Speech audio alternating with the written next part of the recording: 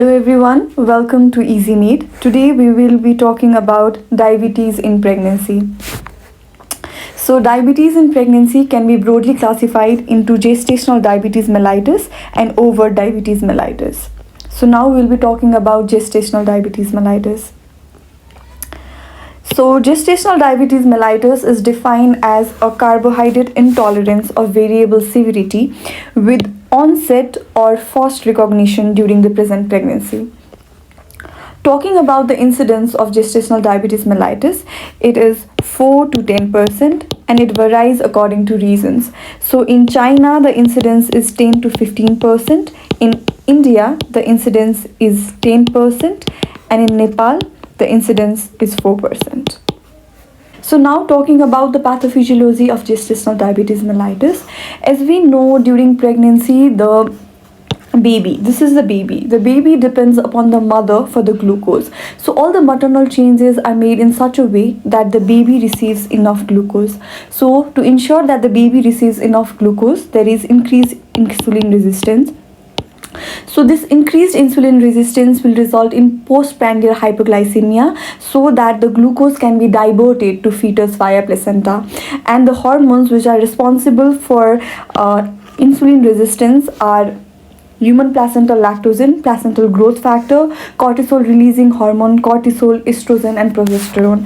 And a very important fact is that the HCG hormone, which is human chorionic gonadotropin hormone, has no role in increased insulin resistance during pregnancy. Among all the hormones responsible for increased insulin resistance, the human placental lactogen plays a major role. So this is the most important hormone which is responsible for the insulin resistance during pregnancy. So this is a normal physiology that occurs in every pregnant woman, but if a person has risk factors, then this physiology will turn into pathology and she will be developing gestational diabetes mellitus, or she can also have overt diabetes mellitus. So the risk factors for the gestational diabetes mellitus is ethnicity. Asians are more prone to gestational diabetes mellitus. It is the advanced maternal age, so more than 20 obesity, in which BMI more than 25 kg per meter square is also a risk factor for gestational diabetes mellitus. Other risk factors include family history, and only the family history of first degree relatives will be significant, and the history of gestational diabetes mellitus in previous pregnancy. So if you have gestational diabetes mellitus in previous pregnancy, your chance of having gestational diabetes mellitus in this pregnancy will be 15%. Also, the history of previous unexplained stillbirth, or the history of congenital anomalies in your previous baby, or history of giving birth to a very large macrosomic baby which greater than 4 kg, is also a risk factor for gestational diabetes mellitus. So now talking about the symptoms of gestational diabetes mellitus. So the symptoms of gestational diabetes mellitus are polyuria, polydipsia and polyphagia, and these are very common in pregnant women. So it is very important for you to screen for gestational diabetes mellitus, because you can just confuse the symptoms with the normal symptoms of pregnancy. Talking about signs in gestational diabetes mellitus, there are maternal signs and the signs in the fetus. So in maternal, there will be increased chance of infection throughout the pregnancy. So she will have the repeated infections. There will be repeated genital tract infection like vulvovaginal candidiasis, cervicitis. There will also be polyhydramnios, and there are two reasons for polyhydramnios in gestational diabetes mellitus. One is due to fetal polyuria. As we know, the fetal will also have hypoglycemia. And the next is the osmolarity of glucose. So as we know, glucose has high osmolarity, so this also increases the osmolarity of amniotic fluid, which draws more water, leading to polyhydramnios. And due to the large baby, there is also increased chance of preterm labor and the premature rupture of membrane in gestational diabetes mellitus. Now talking about the fetal signs, so in fetus there is high chance of macrosomia. So because of macrosomia, during clinical examination you can find the fundal height is more than the week of gestation. Because of large baby, there can be shoulder dystocia and there can be increased risks of C-section during delivery. So now we'll be talking about the very important part, which is the diagnosis. So for the diagnosis of gestational diabetes mellitus, we follow universal screening. In universal screening, we screen every pregnant woman during 24 to 28 week of gestation. Why we prefer to screen during 24 to 28 week of gestation? It is because this is the period of the maximum insulin resistance. And in the high risk patient who have high BMI or who have the previous history of unexplained stillbirth and other many causes, which we have explained earlier, we do screening during their first ANC visit, and then we do repeat screening during 24 to 28 week of gestation. So for screening of gestational diabetes mellitus, we have two procedures. We can follow one-step procedure or we can go for two-step procedure. One-step procedure is given by WHO. So in this procedure, the woman has to come fasting. So what we do here is we give 75 gram of glucose mixed in 100 ml of water, and we ask the woman to take it over 5 to 15 minutes. So we take three values. We take fasting values, and then we take 1 hour value, and then we take 2 hour value. So here, if the fasting value is greater than 92 mg per deciliter, 1 hour value is more than 180 mg per deciliter, and the 2 hour value is more than 153 mg per deciliter, then the diagnosis of gestational diabetes mellitus can be made.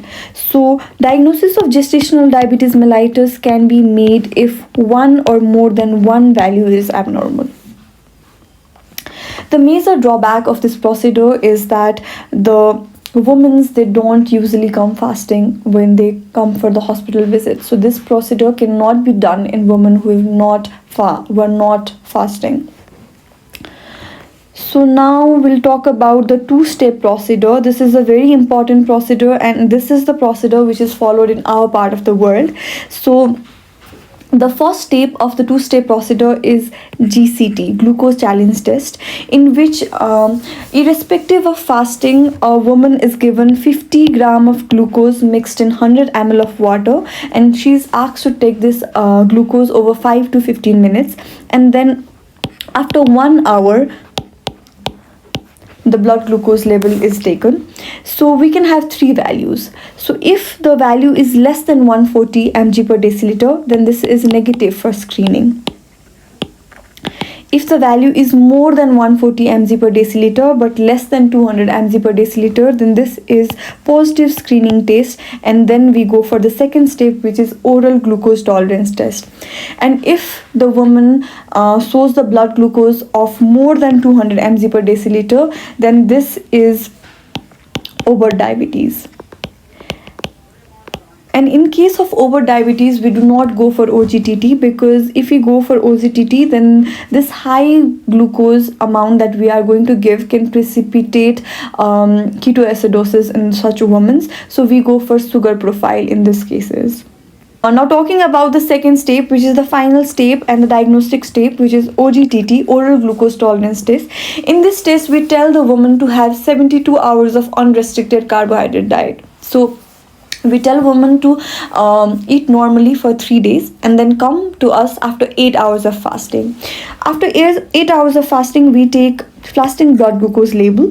Then we give 100 gram oral glucose mixed in 100 ml of water and ask her to take this within 5 to 15 minutes. And then we take 1 hour, 2 hour and 3 hour blood glucose values. So for the diagnosis, we follow Carpenter and Kushner criteria. So if the fasting blood glucose is more than 95 mg per deciliter, 1 hour blood glucose is more than 180 mg per deciliter, 2 hour value is more than 155, and 3 hour value is more than 140, then this is significant. So for the diagnosis by the Carpenter and Kushner criteria, 2 or more than 2 values should be abnormal, then this is the case of gestational diabetes mellitus. And if only one value is abnormal, then this is impaired OGTT. So among all these values, the fasting value is considered to be the most important value. So now talking about the criteria for over diabetes mellitus.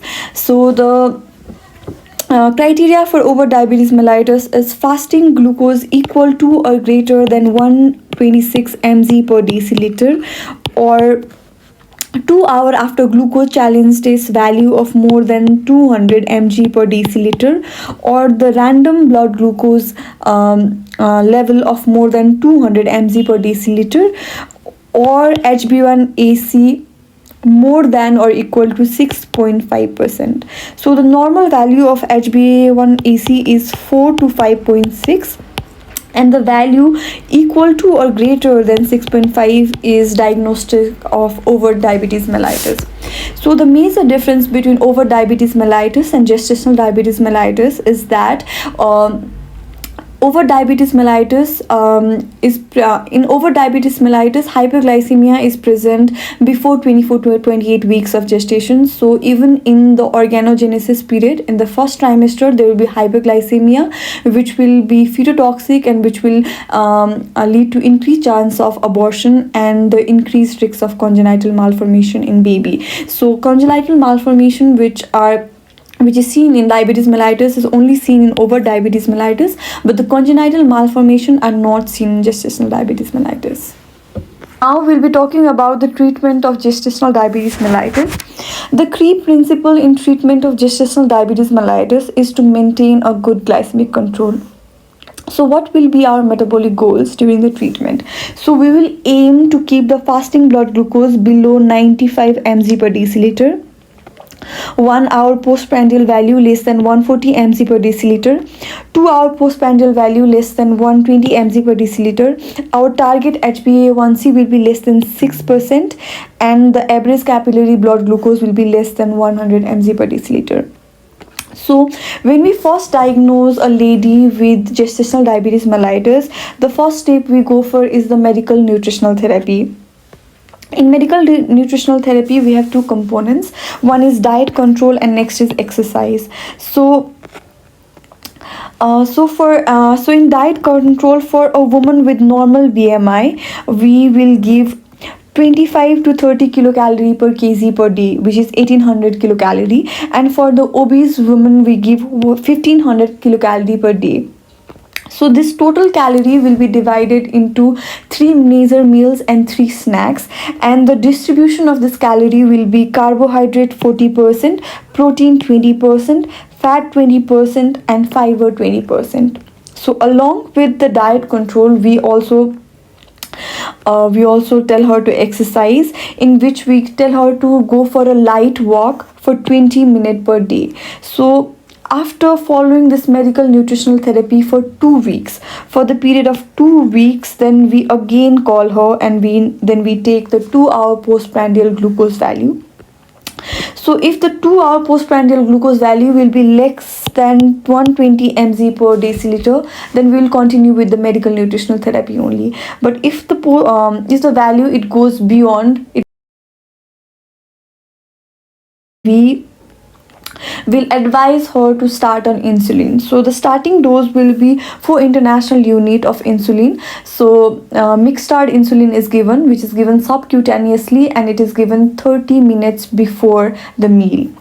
So the major problem with insulin is that it is very difficult to store in our part of country, and it should be stored in freeze. So many people will not have those facilities. So in our part of world, we will tell her to go for oral hypoglycemic drug, which is metformin. So the starting dose of metformin is 50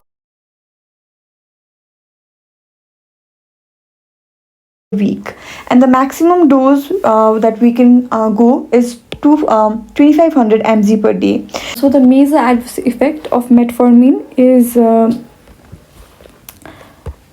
it has GI side effects. There is lactic acidosis, and it also has a metallic taste, which can be not very pleasing to the consumers. So if even with the maximum dose of metformin, if you cannot control gestational diabetes mellitus, then you start insulin. So the starting dose of insulin is 4 international unit, which is given half an hour before food, and it is given by a subcutaneous route. So the major side effect that you should consider while giving insulin is it can precipitate hypoglycemia. So after starting with insulin, what you do is you, after on the third day, okay, after starting insulin on the third day, you take fasting blood glucose level and the postprandial blood glucose level. So if the fasting blood glucose level on the third day after starting insulin therapy, it is more than 95 mg per deciliter, then you add 2 units of insulin to the regular dose. Okay, so you add 2 insulin to the dose. Okay, and if the postprandial blood glucose level is more than 125 mg per deciliter, then also you add 2 unit of insulin to the pre-existing dose.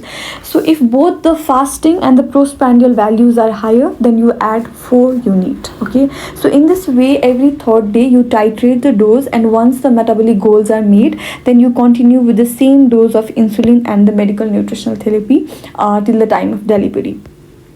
So for the delivery in the patient of gestational diabetes mellitus, vaginal delivery can be done, and if the gestational diabetes mellitus is controlled on diet, then you will induce at the 39 weeks. If the gestational diabetes mellitus it is controlled on insulin, then you will induce at the 38 completed weeks. And if the woman with the gestational diabetes mellitus also shows vascular complication like IUGR or preeclampsia, then you induce after 37 weeks.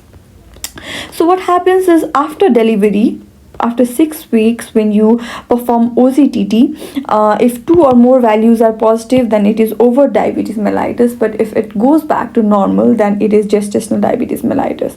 So this is also one of the major difference that you have to keep in mind, that is after 6 weeks postpartum, the gestational diabetes mellitus will be resolved, but over diabetes mellitus will stay.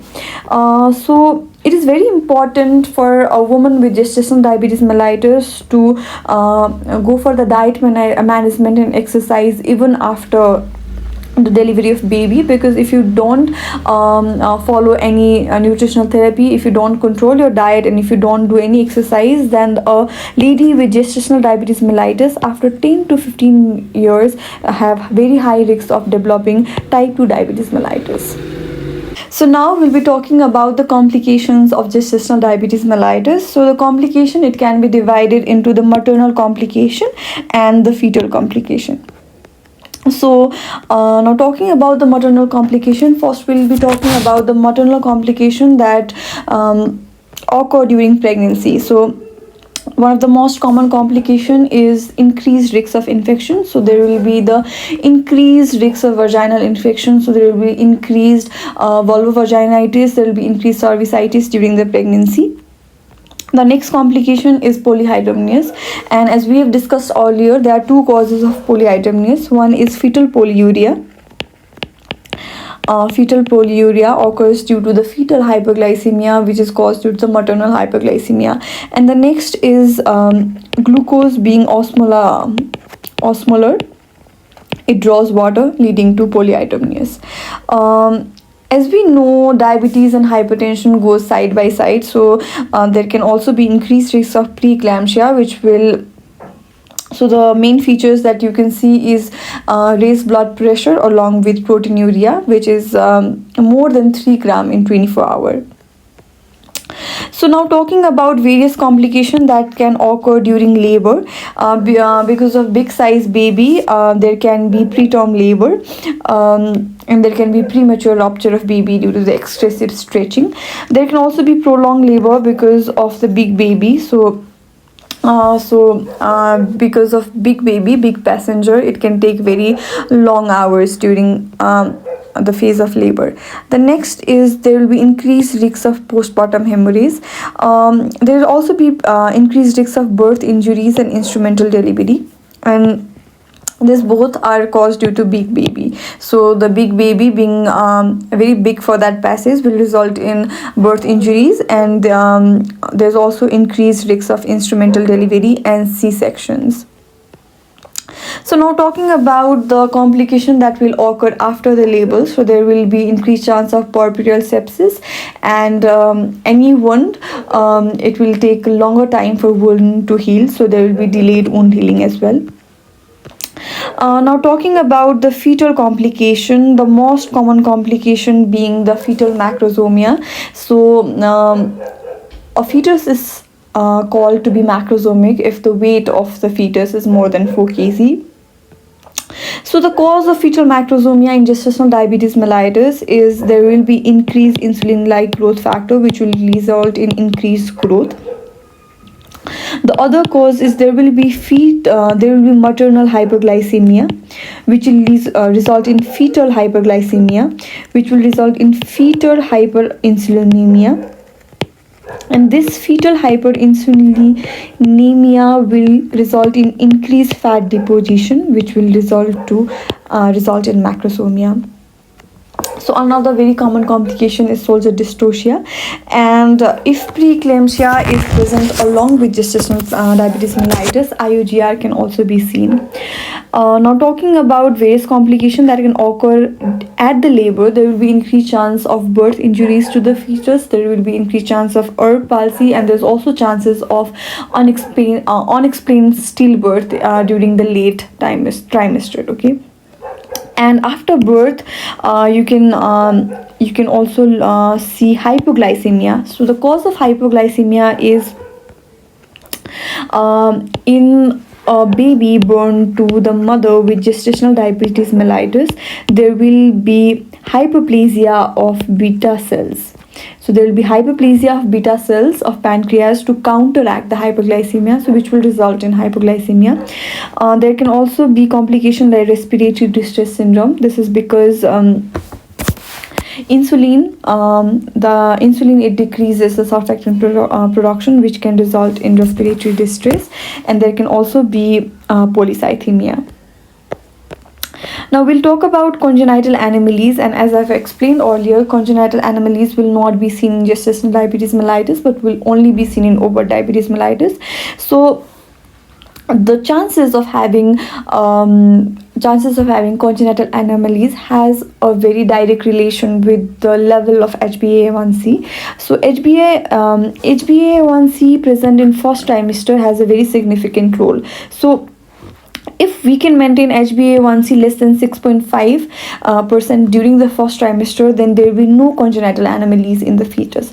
And if the HbA1c value is more than 9.5%, then there is 8% chance of congenital anomalies in fetus. And if the HbA1c value is more than 10, then there is 23% of congenital anomalies in fetus. So now talking about some very important facts. The most common system involved in gestational diabetes mellitus is cardiovascular system, and the most common congenital anomaly is ventricular septal defect. Having said that, the most specific serious anomaly is transposition of great vessels, and the most specific anomaly overall is caudal or sacral agenesis. Apart from this very common congenital anomalies, there are also other system involved. So the other congenital anomalies that can be seen in gestational diabetes mellitus is renal agenesis. There is increased chance of polycystic kidney disease, and there is increased hydronephrosis. Other complications involving central nervous systems are anencephaly and spina bifida, and various congenital anomalies involving gastrointestinal tract can also be seen, which are duodenal atresia, anorectal atresia, and tracheoesophageal fistula. So this is all about GDM. Thank you so much for watching this video, and please don't forget to like, share and subscribe EasyMate. Thank you. If you have any queries, you can write your queries down in comment section, and we will reply to you as soon as possible. Thank you very much for watching this video.